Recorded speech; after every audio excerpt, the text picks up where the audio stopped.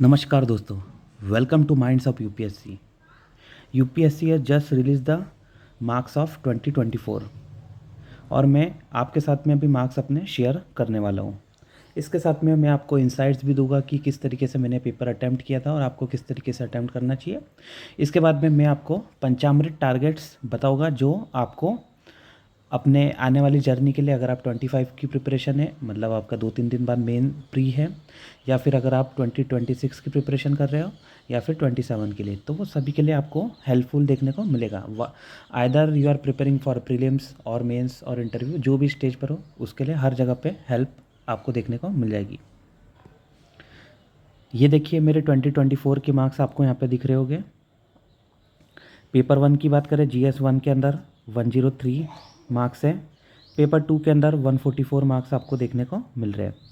अब ये 144 CSET के अंदर आपको थोड़े से, मतलब अच्छे मार्क्स, रिस्पेक्टेबल मार्क्स कह सकते हैं। और ये अगर बताऊँ मैं, तो विदाउट रीडिंग मैंने एक दिन भी प्रिपरेशन नहीं करी थी CSET के लिए। तो और ये 103 वाले जो मार्क्स हैं, अराउंड 10 डेज़ ही मैंने पढ़ा था। मैं एक दूसरी जगह पे वर्क करता था, तो वहाँ से फिर छुट्टी लेके रिज़ाइन करके फिर मैंने प्रिपरेशन करी थी।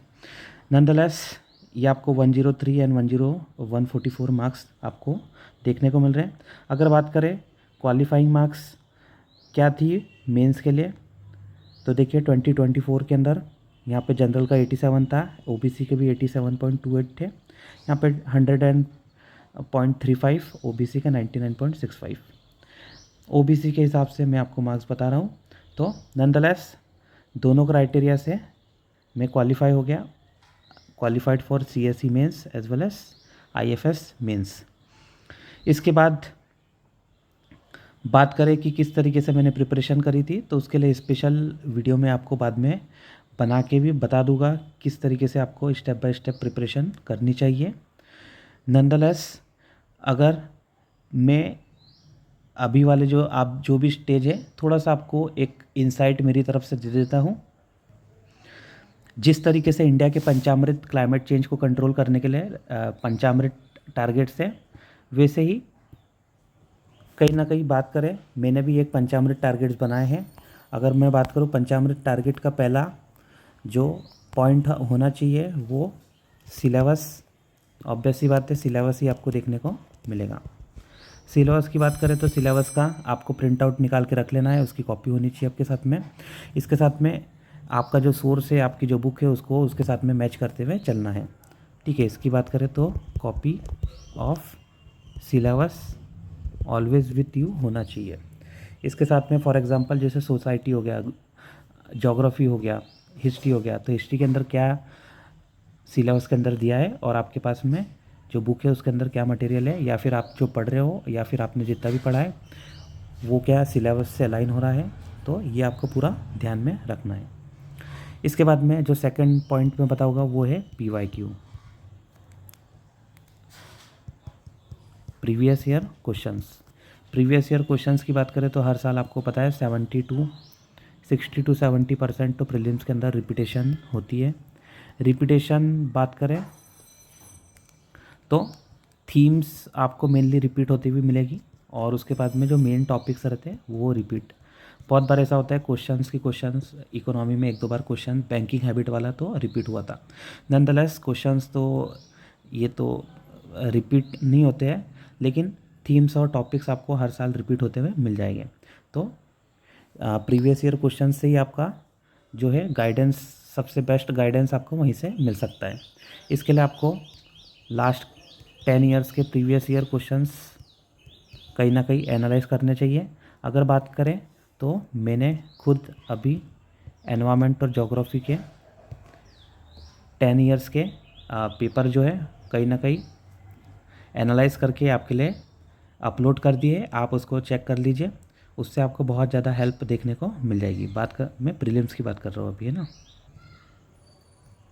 इसके साथ में अगर बात करें तो आपको ये भी देखना है कौन कौन सी रिपीटिंग थीम हो रही है और किस तरीके से science and tech, international relation, environment और ज्योग्राफी के अंदर और भी बहुत सारे टॉपिक सब्जेक्ट है, उन सब के अंदर मतलब आप देख लीजिए बहुत सारे टॉपिक से रिपीटिंग आपको थीम देखने को मिल जाएगी। फॉर एग्जांपल जैसे स्पीसीज़ वाला आपको सेक्शन मिल जाएगा, इसके साथ में मिडिल ईस्ट मिल जाता है। फिर इसके साथ में अगर बात करें president, fundamental right, article 19, article 21, इससे तो हर बार डीपीएसपी, इससे रिपीटिंग आपको क्वेश्चंस देखने को मिलेंगे। ज्योग्राफी के अंदर माउंटेन, रिवर्स, इस पे से भी क्वेश्चंस रिपीट होते हैं। नंदलेस ये कभी डिटेल में हम कोई दूसरे लेक्चर में कवर करेंगे। इसके बाद में अगर बात करें थर्ड पॉइंट, अगर मैं आपको बताऊँ तो थर्ड पॉइंट है, एक तो स्टडी करनी है आपको, उसके साथ में रिवीजन भी करना है। तो थर्ड पॉइंट आपका मैं रखूँगा रिवीजन। आपको पता है रिवीजन इज़ द की, ये तो हर बार ही बोला जाता है। रीडिंग से ज़्यादा इम्पॉर्टेंट है रिवीजन। ठीक है, रिवीजन से क्या होता है, जो आप पढ़ते हो वो वापस से कहीं ना कहीं स्ट्रेंथन होता है, और जो आपकी मेमोरी है वो थोड़ी सी क्विक रिस्पांस देती है एग्ज़ाम के समय पे। इसके लिए रिवीजन इज़ द की। इसके बारे में तो आपको जितना बोलूँ उतना कम है, 3 to 4 टाइम आपका रिवीजन होना चाहिए। इसके साथ में अगर बात करें तो आप शॉर्ट नोट्स भी बना सकते हो लास्ट मिनट रिवीजन के लिए। 3 to 4 टाइम्स रिवीजन होना चाहिए, short note for quick revision, या फिर लास्ट मिनट आप ये कह सकते हो। इसके साथ में फोर्थ पॉइंट देख लेते हैं। फोर्थ पॉइंट की बात करें तो इट इज़ मॉक्स। मॉक पेपर की बात करें तो कहीं ना कहीं ये एग्ज़ाम का टेम्परामेंट डिसाइड आपको प्रोवाइड करता है। इसके साथ में आपकी जो करंट स्टैंडिंग है उसे भी कहीं ना कहीं आपको जज करने को, आपके अपने लेवल को जज करने के लिए हेल्प आपको इसके देखने को मिलेगी। कहीं ना कहीं आपको एटलीस्ट 1 मॉक्स तो देना ही चाहिए। प्री की बात करें या मेंस की बात करें, 1 मॉक पर वीक आप स्टार्ट कर सकते हो। इसके साथ में आपको एक अपनी नोटबुक भी बनानी है जहाँ पे आपको लिखना है कहाँ कहाँ पे आप मिस्टेक कर रहे हो। इसके साथ में मॉक्स का एनालिसिस सबसे ज़्यादा इम्पॉर्टेंट है। बच्चे क्या करते हैं, मॉक्स तो दे देते बहुत सारे, लेकिन उसका एनालिसिस नहीं करते। ठीक है, आपको मॉक्स का एनालिसिस करना है। इसके बाद में फिफ्थ पॉइंट आपको जो बताऊँ मैं, वो है मेंटरशिप। अब ये इतना सारा जो भी बता दिया वो कंसिस्टेंसी नहीं रह पाती है।